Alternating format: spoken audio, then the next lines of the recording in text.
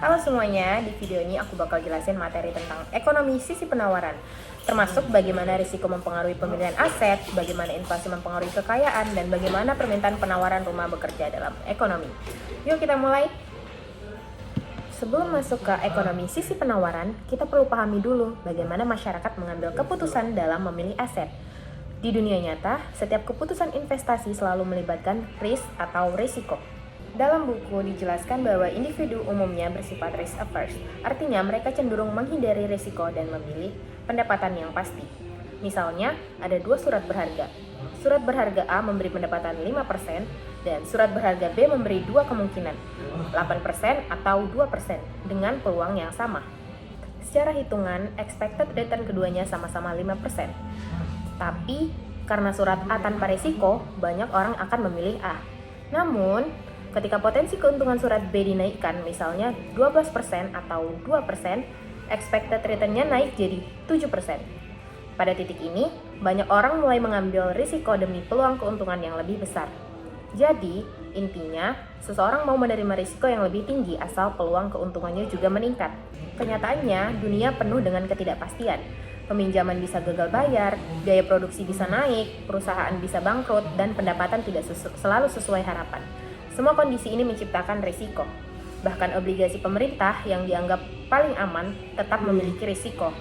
Misalnya, perubahan suku bunga pasar bisa mempengaruhi harga obligasi, sehingga kalau dijual sebelum jatuh tempo, harganya bisa naik atau turun. Artinya, tidak ada investasi yang benar-benar bebas risiko. Masyarakat menyimpan kekayaan dalam berbagai bentuk, bisa berupa uang, surat berharga, tanah, atau rumah. Tapi setiap bentuk kekayaan merespons inflasi secara berbeda. Aset fisik seperti rumah atau tanah biasanya meningkat nilainya ketika inflasi naik. Pendapatan real dari sewa juga bisa naik. Itu sebabnya aset real sering dianggap sebagai perlindungan terhadap inflasi atau inflation hedge. Berbeda dengan uang tunai atau aset finansial yang nilainya cenderung turun ketika inflasi naik, karena daya belinya berkurang. Karena itu, saat inflasi tinggi, orang cenderung mengalihkan kekayaannya dari uang ke aset fisik seperti rumah. Sementara saat inflasi rendah, investasi finansial bisa lebih menarik. Permintaan seseorang terhadap berbagai aset dibatasi oleh total kekayaan yang mereka miliki.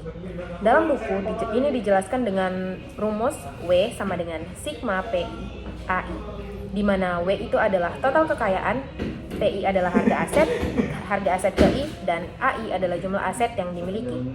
Artinya, kalau seseorang ingin menambah satu jenis aset, dia harus mengurangi aset lain karena total kekayaannya tetap.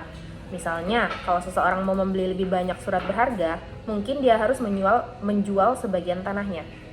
Konsep ini penting untuk memahami bagaimana masyarakat mengalokasikan portofolio kekayaannya. Sekarang kita masuk ke inti materi, yaitu ekonomi sisi penawaran, yang pada bagian ini dijelaskan melalui contoh pasar perumahan.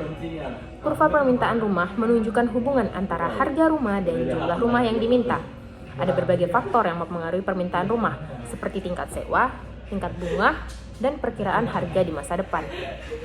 Dalam jangka pendek, jumlah rumah yang tersedia atau stok rumah dianggap tetap. Ini karena pembangunan rumah baru tidak bisa dilakukan secara cepat. Oleh karena itu, ketika permintaan naik, harga rumah akan meningkat karena jumlah rumah yang tersedia terbatas. Selanjutnya, ada kurva CC atau construction curve, yang menunjukkan jumlah rumah baru yang dibangun pada berbagai tingkat harga. Semakin tinggi harga rumah, semakin besar keuntungan yang bisa diperoleh pengembang, sehingga semakin banyak rumah baru yang dibangun. Tapi, pembangunan rumah juga dipengaruhi oleh faktor biaya, seperti kenaikan harga bahan bangunan atau upah pekerja. Jika biaya naik, kurva CC akan bergeser ke kiri, artinya jumlah rumah baru menurun. Bagaimana interaksi penawaran dan permintaan bekerja? Misalnya, pada harga awal P0, jumlah rumah yang tersedia adalah I0. Jika permintaan naik, misalnya karena pendapatan masyarakat naik atau biaya sewa naik, kurva permintaan bergeser ke kanan. Harga naik dari P0 ke P1.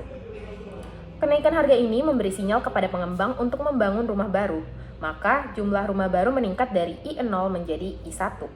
Ini menggambarkan inti dari supply side economics, bahwa peningkatan output atau pembangunan ditentukan oleh insentif dari sisi penawaran. Ketika harga naik, produsen merespon dengan meningkatkan produksi. Dari keseluruhan pembahasan tadi, kita bisa lihat bahwa keputusan investasi itu dipengaruhi oleh risiko dan expected return. inflasi mempengaruhi pemilihan aset, dan penawaran rumah memainkan peran utama dalam menentukan harga dan jumlah rumah yang tersedia.